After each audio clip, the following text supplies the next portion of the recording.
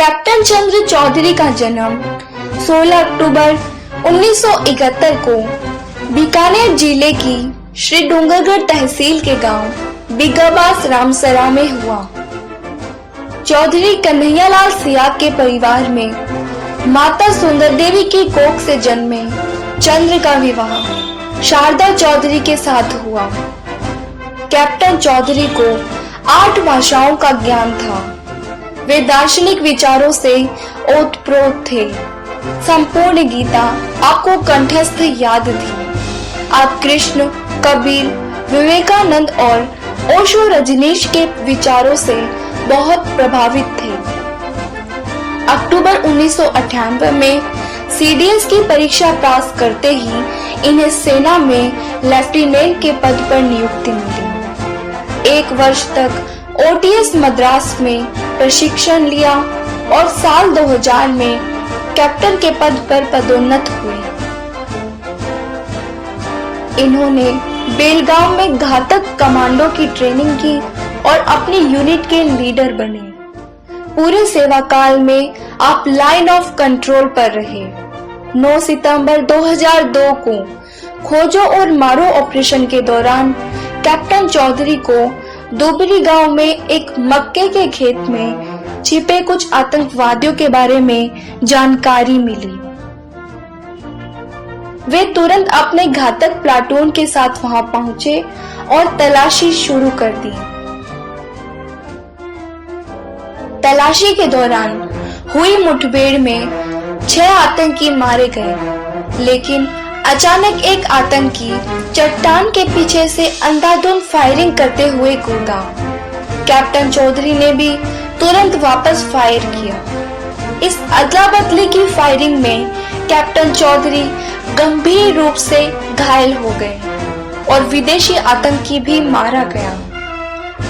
घायल होने पर भी कैप्टन चौधरी अपनी यूनिट तक 3 किलोमीटर पैदल चलकर आ गए और हेलीकॉप्टर में जम्मू ले जाते समय वीर गति को प्राप्त हुए। कैप्टन चौधरी ने राष्ट्र की सेवा में अपना सर्वोच्च बलिदान दिया। उनकी वीरता और साहस हम सभी के लिए एक बेहतरीन मिसाल है। कैप्टन चंद्र चौधरी जी के भाई सीताराम जी सिहाग हमारे साथ हैं। आपसे बात करेंगे किस तरह से ये शहादत हुई, किस तरह की वहाँ उस समय परिस्थितियाँ थी और किस तरह का आपका बचपन रहा, क्या उनका व्यक्तित्व रहा। सीताराम जी, आपका हमारे चैनल नाथ जी क्रिएशंस पर बहुत बहुत स्वागत है। आज बलिदान दिवस है कैप्टन साहब का। सबसे पहले आपसे पूछना चाहूँगा, वो समय, वो तिथि, वो दिन, किस तरह से सूचना आई थी, क्या हुआ था और किस तरह की आपकी उस दिन फीलिंग्स थी। मैं सबसे पहले तो आपका धन्यवाद व्यक्त करना चाहूँगा सभी शहीद परिवारों की तरफ से कि नाथ जी क्रिएशन ने आज आकर ये काम किया है, वरना आज भाई साहब की 18वां बलिदान दिवस है जी। और इसके अंदर लोग ये कहते हैं आप फोटो दे देना, आप चढ़ा देंगे वगैरह, और इस चीज़ का मैंने देखा है कि लाइव मीडिया में तो बिल्कुल नहीं, वो जो उनकी न्यूज़ और ये है। और तो मेरा खुद का व्यक्तिगत ये मानना है कि जो शहीद हैं वो मर रहे हैं। शहीद किसी गोली से या वजह से नहीं मर रहे हैं, पर ये गुमनामी की अंधेरे में मर रहे हैं। ये नाथ जी क्रिएशन ने पहल की कि चलो हम शहीदों को लेते हैं, या हॉनर पॉइंट, ऐसे बहुत गिने चुने नाम आपको मिलेंगे जो शहीदों के प्रति कुछ देश राष्ट्रभक्ति को समर्पित रखते हैं, वरना आज के इस टाइम में किसी के पास समय नहीं है शायद। तो मैं सबसे पहले आपको धन्यवाद करता हूं और फिर बताता हूं। आज से 18 साल पहले सुबह यही 8 बजे का 9 बजे का टाइम रहा होगा, और घर पे दुकान में फ़ोन आया था आर्मी से फ़ोन आके उन्होंने पूछा कि भाई आप कौन हो, क्या हो, सब कुछ पूछा। और जब मैंने उनको सब बताया तो उसके बाद में उन्होंने कहा कि साहब पूरी घटना हो गई है, लेकिन हम आपको वापस देंगे और आपके पिताजी से और उनसे बात करना चाहते हैं। और जैसे ही मैं पिताजी तक पहुंचा, तब हमारे घर में सबको पता था कि भाई साहब शहीद हो गए, पर ये स्थिति थी कि पिताजी मुझे नहीं बता रहे थे, मैं पिताजी को नहीं बता रहा था। उस टाइम पर हमारा जो ये डूंगरगढ़ है ये बीकानेर में नहीं था, ये उस टाइम पे चूरू के अंडर आता था। तो चूरू सैनिक कल्याण बोर्ड को ये सूचना मिल गई थी कि एक बैटल कैजुअल्टी हो गई और एक शहीद के लिए, तो वहाँ के उन्होंने ये किया। और जस्ट ये बीकानेर में हुआ था, इसलिए दोनों कलेक्टर एक दूसरे से संपर्क करके वो आ रहे थे। पिताजी को भी ये सूचना थी, मुझे भी थी, और देखते देखते ही हम घर में बैठे थे। एक दिन बाद बड़ी यहाँ पहुँची और सब हुआ, पर मुझे ऐसा लगा कि उस टाइम के भाव में और आज के भाव में रात दिन का फ़र्क है। कुछ लोगों के भाव जागृत हुए हैं। ये अभी जो पिछले 2-3 साल हैं, या यूँ कहें कि मोदी के आने के बाद राष्ट्रभक्ति के जो भाव हैं ये अभी जागृत हुए हैं, उस टाइम पे इतने नहीं थे। सीताराम जी, ये तो हुई आपकी भावनाएं, और कह सकते हैं कि आपकी पीड़ा भी यहाँ पर थोड़ी उभर कर सामने आई। जानना चाहूँगा कैप्टन साहब का, चंद्र जी का व्यक्तित्व किस तरह का था और क्या मैसेज मिल सकता है आज की पीढ़ी को कैप्टन साहब के जीवन से? कैप्टन साहब उस टाइम पे हम दोनों साथ में पढ़ते थे। उस टाइम पे एक टीवी में सीरियल आता था परमवीर जी, और परमवीर के अंदर एक एपिसोड था अब्दुल हमीद पे बना हुआ जी।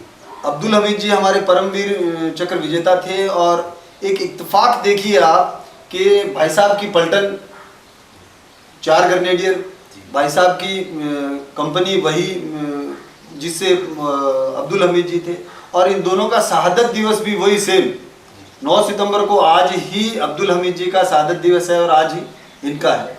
उनको 10 तारीख को गैलेंट्री मिली थी, इसलिए उनको वो 10 तारीख किया गया, पर 9 तारीख की दोनों की शहादत है।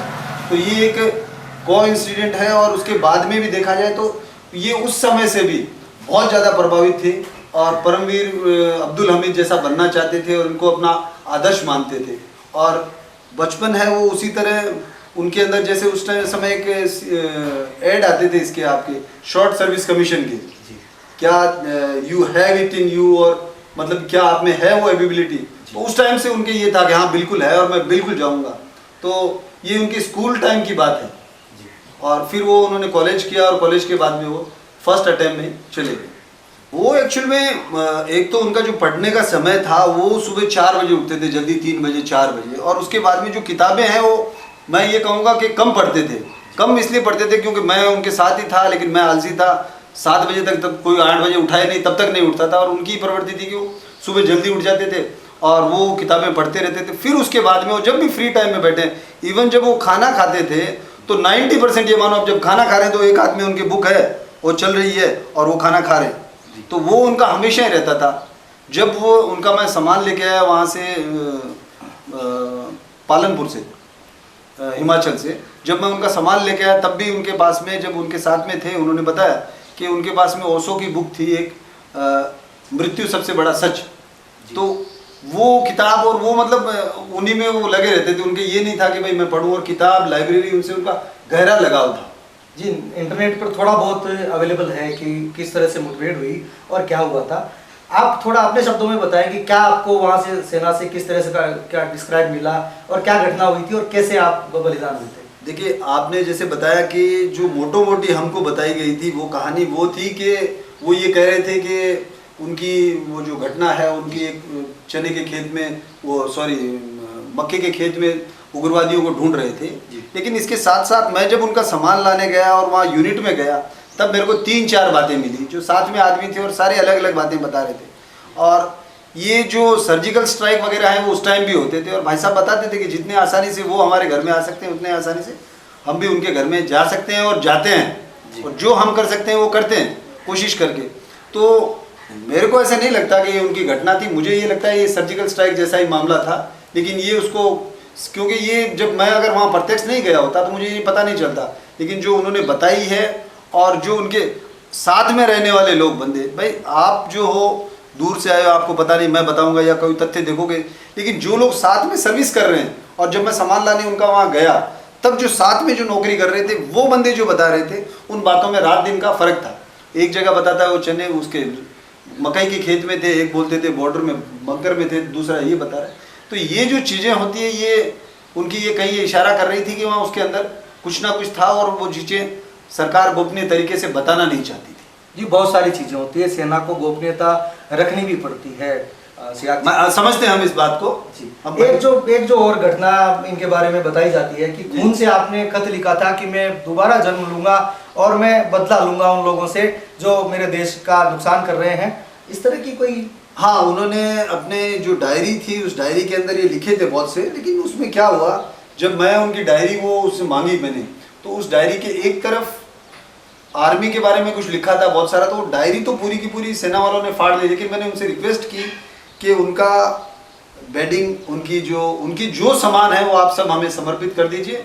और तो उन्होंने मना किया कि भाई हमारा ऐसा होता है कि हम देते नहीं, ये गोपनीय चीज़ें होती है। फिर लास्ट में मैं कहा इनका या हुआ पेमेंट वगैरह करता, कई चीज़ों का तो उन्होंने पेमेंट काट के हमको दे दी, जैसे बेडिंग वगैरह वगैरह है। लेकिन कई चीज़ें जो है वो उन्होंने, वो डायरी के सारे पेज वगैरह उन्होंने मेरे सामने ही फाड़ दिए और कहा आप देखो पढ़ सकते हो, पर इसके अंदर जो लिखा हुआ है वो हम आपको दे नहीं सकते। तो उस डायरी के जो फ्रंट कवर और है वो मैं आपको सेंड करूंगा बाद में, वो सब कुछ है। लेकिन बाकी उन्होंने मेरे देखते देखते ही सारा कुछ फाड़ लिया। वो डायरी उनकी जेब में थी उस टाइम पे। ये वही गोपनीयता का सवाल फिर जी हाँ, फिर वही गोपनीय का सवाल वो मैंने उनको कहा था, लेकिन उन्होंने कहा साहब ये आपके कहीं काम की चीज़ नहीं है और हमारे बहुत काम की चीज़ है। तो उन्होंने मेरे सामने ही सब निकाल लिया, कहा अगर इसके बारे में, आपके बारे में या कुछ सीधा सा है तो वो हो जाए। लेकिन जहाँ आर्मी का दोनों चीज़ थी वहाँ पर उन्होंने मना कर दिया। बहुत बहुत धन्यवाद सिहाग जी आपका। ये थे कैप्टन चंद्र चौधरी के भाई सीताराम सिहाग। और मैं आपको बताना चाहूँगा कि आपने यहाँ इस घर में, जो कि इनका बचपन जहाँ पर कैप्टन साहब का बीता, ये वो घर है, वहाँ पर हम बैठे हैं। आपने एक कमरे में उनसे जुड़ी सारी चीज़ों को सजा रखा है और एक छोटा सा म्यूज़ियम बना रखा है, जिसमें उनके स्कूटर से लेकर जो फ्रिज खरीद कर लाए, उनकी अलमारी, उनका बेल्ट, उनकी कैप, उनके कपड़े, जूते और बहुत सारी चीज़ें उनकी याद में यहाँ एक कमरे में आपने सजा रखी है और एक छोटा सा म्यूज़ियम टाइप का बना रखा है। बहुत ज़्यादा इससे एक साफ होता है कि बहुत ज़्यादा एक भाई का जो प्रेम होता है और एक जो देश के लिए बलिदान हुए, उनके लिए जो सम्मान है अपने भाई के प्रति, वो यहाँ परिवार वाले और सिहाग साहब दिखा रहे हैं। शहीदों पर बनने वाली किसी भी डॉक्यूमेंट्री में या किसी भी वीडियो में अगर माता और पिता से बात नहीं की जाए तो निश्चित रूप से वह डॉक्यूमेंट्री या वीडियो अधूरा रहेगा। हमारे साथ है कैप्टन चंद्र चौधरी जी के पिता कन्हैयालाल जी सिहाग। आपसे बात करेंगे किस तरह का उनका व्यक्तित्व था, किस तरह से उन्होंने बलिदान दिया और किस तरह की यादें आज उनके जहन में समाई हुई है। आपका बहुत बहुत स्वागत है। आज के 18 साल पहले का वो दिन, सिहाग जी क्या कहेंगे, किस तरह से सूचना आई थी, किस तरह की फीलिंग्स थी, क्या हुआ था? ऐसा है, मैं सार्वजनिक कार्यकर्ता हूँ और मेरा कोई निश्चित समय जगह नहीं है कि मैं कहाँ रहूँ जी। शहादत के समय उनके कोई साथी थे, मेजर सरदार जी थे, नाम शैतान सिंह जी, उनको बोला कि वो घर पे नहीं मिलेंगे, डूंगरगढ़ के बिजली घर में आप फ़ोन करके पूछ लीजिए, वो बता देंगे वो कहाँ हो। और मैं जा रहा हूँ, तो फिर हमें लगभग डूंगरगढ़ बिजली ऑफिस से 11 बजे फ़ोन आया कि वो सरदार जी का ऐसा फ़ोन आया है और वो आपका लड़का शहीद हो गया। ये मेरे फर्स्ट इन्फॉर्मेशन।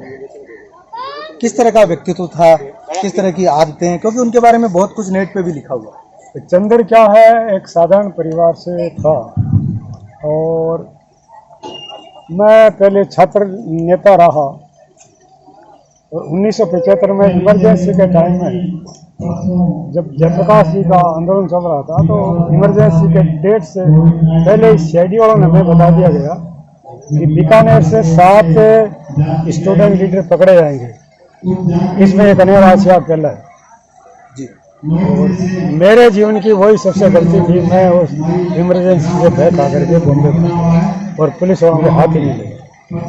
फिर मैं वहाँ बॉम्बे यूनिवर्सिटी में एडमिशन लिया, छोटा मोटा धंधा किया और चंद्र जब 4 साल का था तो इसको बॉम्बे में ले गया और बॉम्बे में उसकी अच्छी पढ़ाई हुई और लास्ट में वो विल्सन कॉलेज का स्टूडेंट था, जिसके मुरारजी जैसे आप विश्वनाथ जी इसी विल्सन कॉलेज के स्टूडेंट, इंडिया का वो टॉप यूनिवर्सिटी है और उसमें एडमिशन उन्हीं को होते हैं जो टॉपर होते हैं या टॉपर डोनेशन देते हैं। तो उनके उस टाइम वो 20 अंक जुड़ते नहीं थे, अब तो जुड़ने लगे।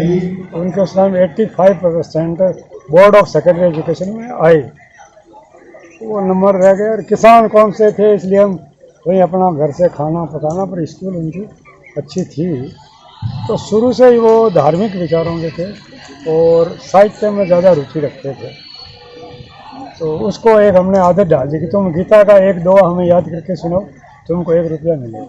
तो उसने गीता पूरी कंठस्थ कर ली और शायद उसमें कितने श्लोक हैं, 700 कुछ होंगे, तो उसने मेरे से 700 रुपये ले लिए।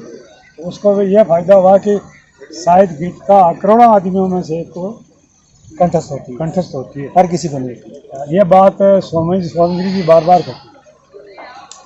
दूसरा, वो रजनीश से उस टाइम रजनीश जिंदा थे और मैं बॉम्बे में था जी और मुरारजी भाई से मेरा अच्छा संपर्क था जी।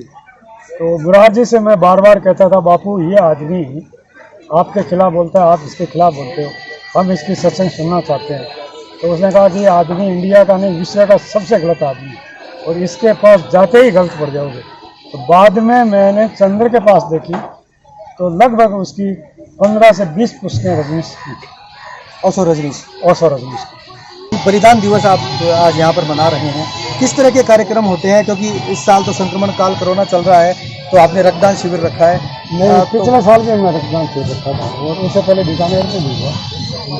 ऐसा है, यहाँ पहले जो कार्यक्रम हुए, अशोक जी भी आए हैं, वसुंधरा जी भी आए हैं, बड़े बड़े लीडर यहाँ बार बार आते रहते हैं। उनका मेन बुलाने का हमारा मकसद था इस क्षेत्र का विकास हो, गाँव का विकास हो। और हमें जितना विकास करना चाहिए था उतना हो गया। विकास की कोई गांव की अति नहीं होती, इसलिए हमने एक परंपरा डाल दी, ये प्रोग्राम हम ही नहीं करें, युवा लोग ही करें। और ये सबसे धार्मिक या महत्वपूर्ण कार्य है, ब्लड डोनेशन वाला है, तो इसको रेगुलर किया जाए। और ये रामचंद्र की स्टूडेंट कर रहे हैं युवा, और चंद्र के शहीद होने के बाद में 80 जवान यहाँ से बेड सर्विस में गए। टैंक के बारे में क्या कहेंगे? क्योंकि ऐसा कहा जाता है कि आपको पेट्रोल पंप ऑफर हुआ था, लेकिन आपने कहा कि नहीं, उसके बदले में हमारे गांव में नहीं टैंक लगा। देखो, ऐसा है, पेट्रोल पंप और अनुकंपा की नौकरियां वो अन्य मुद्दा है। पेट्रोल पंप भारत सरकार देती है, अनुकंपा की नौकरी राजस्थान सरकार देती है। पेट्रोल पंप मैंने लेना मना कर दिया कि हम तो पेट्रोल पंप करके क्या करें, पेट भरेंगे, मर जाएंगे। हम इसलिए ऐसी मेमोरी रखना चाहते हैं कि कोई एक साथ शहीद हुआ और जिसके सम्मान में ये सारे हुए, तो उसके सीओ थे मिस्टर भदौरिया, JRS भदौरिया, जिनके आदेश से वो शहीद हुआ है। और आज वो लेफ्टिनेंट जनरल जी। और राजनीति में पहुंच हुई तो वो 1-1.5 साल बाद में जनरल भी इंडिया के बन सकते हैं। युवा क्या संदेश पा सकते हैं चंद्र चौधरी के? चंद्र चौधरी से आज 8 साल से 30 साल तक के बच्चे सब यही चाहते हैं कि हम चंद्र चौधरी जितनी शिक्षा ग्रहण तो नहीं कर सके, पर उन्होंने जो बलिदान दिया है, जो उन्होंने काम किया है, वो सारे काम हम करें। तो मैं यही चाहता हूँ कि युवा भी चंद्र चौधरी की तरह खोज में जाए। और ये मेरे गांव की नहीं, इस क्षेत्र पूरे की और पूरे क्षेत्र की नहीं है, बीकानेर की ये समाज सही स्मारक है। इसे बीकानेर का सही स्मारक और भी सुंदर है। ये थे कन्हैयालाल सियाग, शहीद कैप्टन चंद्र चौधरी के पिता, जिन्होंने हमें उनके व्यक्तित्व के बारे में बताया और यहाँ होने वाले कार्यक्रमों के बारे में बताया। मैं आपको बताना चाहूँगा कि बीकानेर का जो प्रसिद्ध म्यूजियम चौराहा है, उसका नाम कैप्टन चंद्र चौधरी के नाम पर रख दिया गया है, और वहाँ जो एक मार्ग है उसका नाम भी कैप्टन चंद्र चौधरी के नाम पर रखा गया है। वहाँ पर भी उनका मेमोरियल बना हुआ है। लेकिन हमारा ये खास वीडियो बनाने के लिए हम उनके पैतृक गाँव बीघा रामसरा में यहाँ पर आज आए हुए हैं। आज कैप्टन चंद्र चौधरी का 18वां बलिदान दिवस है। इस अवसर पर हम उनकी माँ से बात करना चाहते हैं। सुंदर देवी हमारे साथ हैं।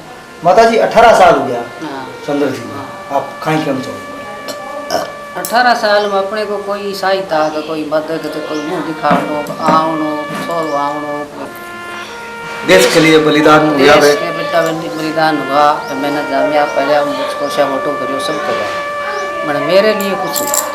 और हमने बोलिया नहीं, लेने के लिए देने के लिए थोड़ा सा आवाज़ उठाई तो उठाया नहीं, कुछ दूसरी बात उठाई और कुछ नहीं।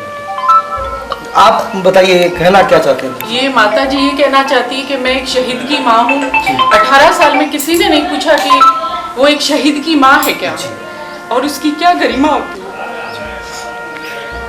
या ये कहना चाहती हूँ, देश को तो दे दिया, लेकिन देश ने उन्हें आज तक कुछ भी नहीं दिया है। इन्होंने थोड़ी सी इच्छा रखी थी कि हमें कुछ तो मतलब ये एहसास होना चाहिए कि हम शहीद की माँ होंगे। देश को बताना चाहते हैं कि एक माँ के लिए शहीद क्या होता है और उस शहीद की माँ को देश को क्या समझना चाहिए,